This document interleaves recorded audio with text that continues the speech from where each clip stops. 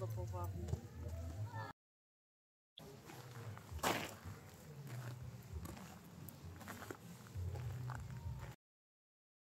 Здравейте и добре дошли отново в канала на Чай Светът. Днес сме на малко обиколки в магазиниша и се намираме пред Джъмбо.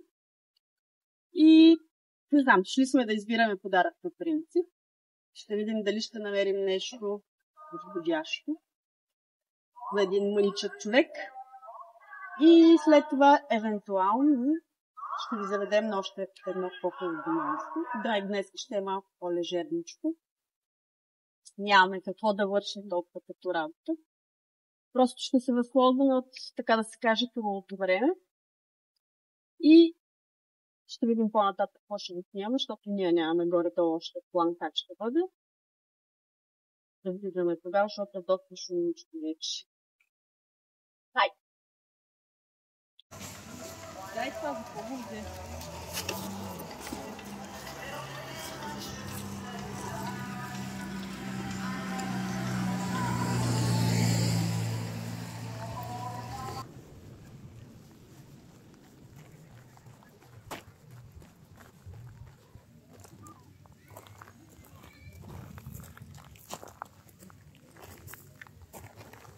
Здравейте отново. Включвам се малко по-късно, след като бяхме в Джъмбо. Не ви снимахме много, понеже беше малка лудница и нямаше как точно да ви снимаме. Може би ще ви покажем какво сме купили. Като се приберем, а в момента съм на едно... Тук ви записвам малък voice-over, понеже от тези хубави животинки не се чуваше нищо. И затова реших да ви запиша един voice-over, вместо да се мъчите да слушате евентуално какво се говори. Мястото се казва Бирария Хилс, намира се близко до Пловдив или по-точно в град Перущица. Може да я посетите и без резервация, ние така направихме. Но като цяло е препоръчително да имате такава. Мястото разполага с ресторант, който може да хапнете. Както виждате и на кадрите, има място за пушачи. Там също може да се хапва, както направихме и ние. Пихме по един страхотен шейк. Бяха уникални. Може да правите някакво събитие там, евентуално. Има начин. Сватби, рождени дни, кръщенет, каквото решите може да се прави. Там мястото разполага с страхотна детска площадка. Предвидено е за по-мънички, за по-големи. Страхотна е. Просто силно препоръчвам да отидете, ако имате такава възможност и сте близко до Пловдив или живеете в Пловдив.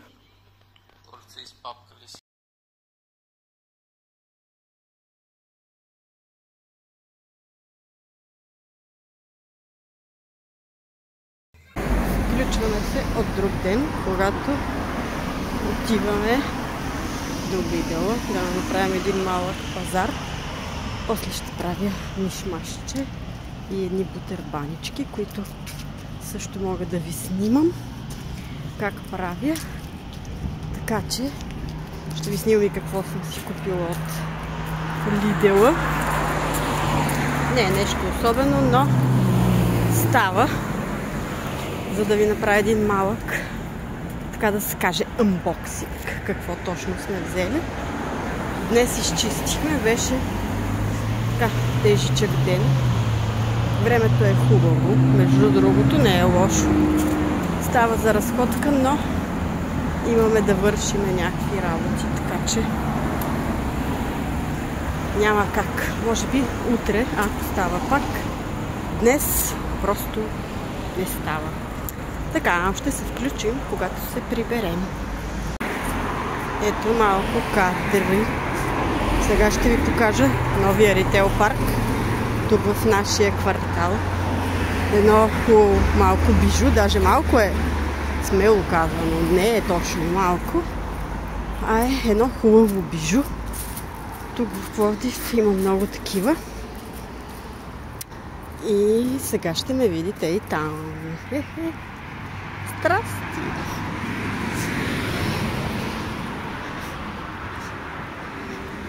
Днес, слава Богу, няма такъв трафик.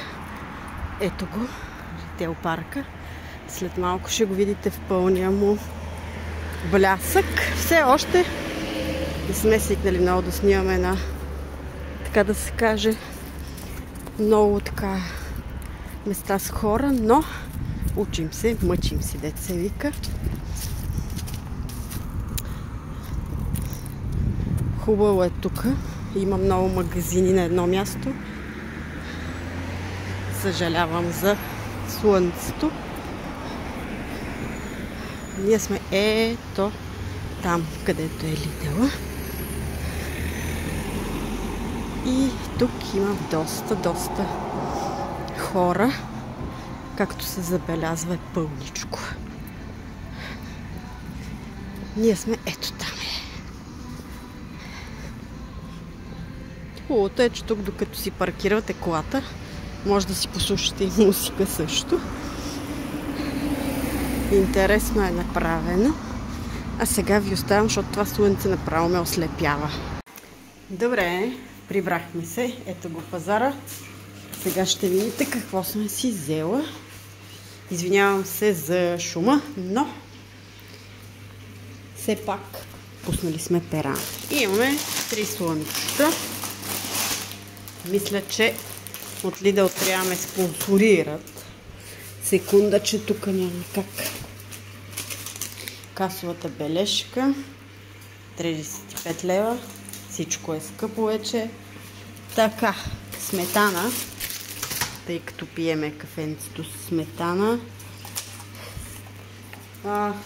Маргарин или не знам, някакъв продукт за мазане. До Пепко бяхме да си вземем ето едно панерче, в което си слагам подправките. Ето там се вижда още едно, но тъй като не ми стигна, си взех още едно. Така, обезмаслено мляко. Аз го ползвам за кафе някой път. Да си правя капучино. 2 пакета с кафе, тъй като ние, както се вижда, сме фенове на кафето. 1 локанков салам. Картофи. Съжалявам, извадих моркови. Но имаме и картофчета. И какво още? Да, кашкавалът ми за бутърбаничките. Този не съм го взимала никога.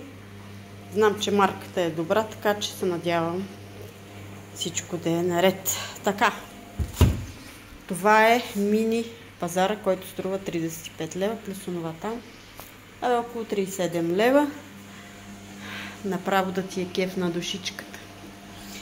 И тук даже съм спестила 4 лева, почти 5. Не знам, всичко е скъпо. Скъпо. Аз и като има с предвид, че преди 2 дена бяхме на пазар в Kaufland и оставихме 160 лева грубо. Така, по-късно вероятно ще се включа, когато почна да правя нещата и да ви ги покажа. До скоро! Така, тук се включвам. Ден по-късно, мисля, се пада и ви показвам как се прави мусака или моя начин на правене. Лично аз първо запържвам каймата, защото така е по-добре. Няма загорели продукти, ако пуснете зеленчуците предварително. След като се запържи, добавям вече зеленчуци. В случая тук имам зелена чушка, морковче и лук. След като поумекнат или вече се запържат, добавям доматки. В случая моите са доматено пюре. Купувам го от Била. От едно известно време ми харесва. Сложих и червено пиперче. И ги оставям да си покакрят на котлона. След това слагам картофките, като лично аз ги позапържвам леко с всички останали продукти. И тук сложих още малко червен пипер, защото лично аз съм фен, харесвам го. Нещо, което слагам тук са подправка за картофки, самардала, универсална подправка, червен пипер, сол, черен пипер, чуждица и розмарин. Тук ви показвам вече как ги подвържат на тръбичка, всички продукти заливам с вода и печем на вентилатор. Здравейте! Включваме се 2-3 дена по-късно, прибирайки се от работа, едно задръстване. Хубаво. И исках да снимам тук хубавия залез. И сега се прибирам от работа. Отиваме да готвим. И реших просто да ви се включа набързо по път. Да походим малко пеша.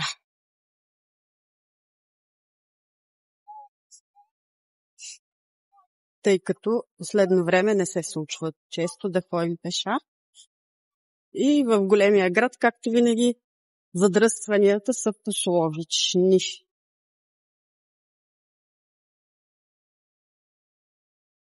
Не знам дали се вижда, но да не си вечерта в задръствания в Пловдив и както предполагам в по-големите градове. Сега ще видите докъде стигат.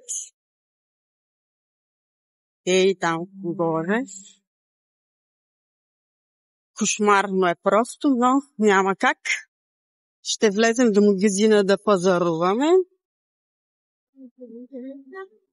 И се прибираме да готвим, защото трябва и да се хапва. Ще се включа по-късно, за да ви покажа какво ще готвим. И включваме се от днес. Ходихме до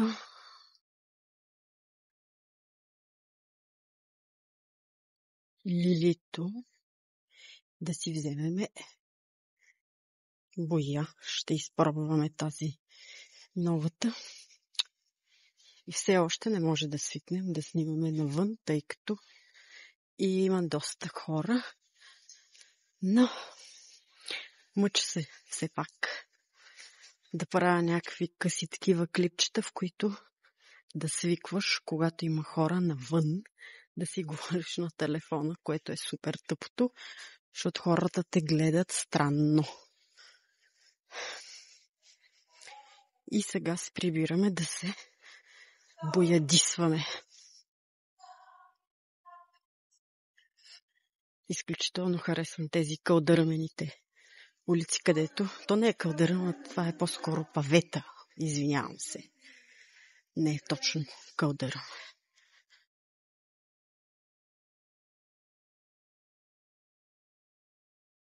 И не мога да свикна, когато има хора, да говоря. Исках да ви покажа това хубаво училище, което е близо до вкъщи. Сградата ми харесва. Не знам, има нещо, какво точно и аз не мога да кажа.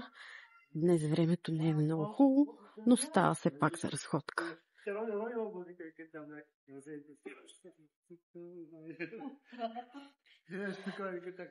Така, този цвят не съм си го купувала до сега на Сая с бои.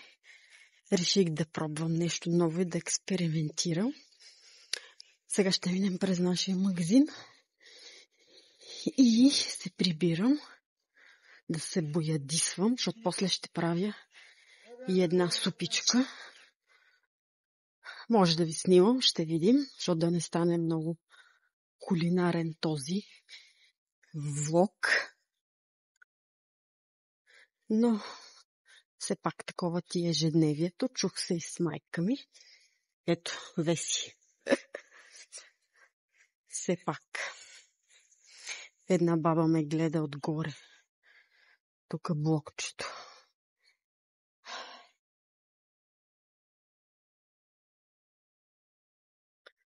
така.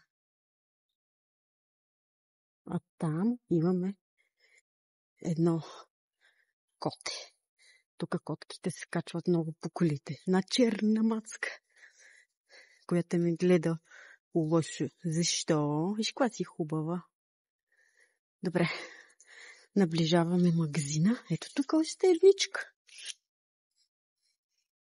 Ето го магазинчето там. Отиваме да си купим нещичко и се прибирам.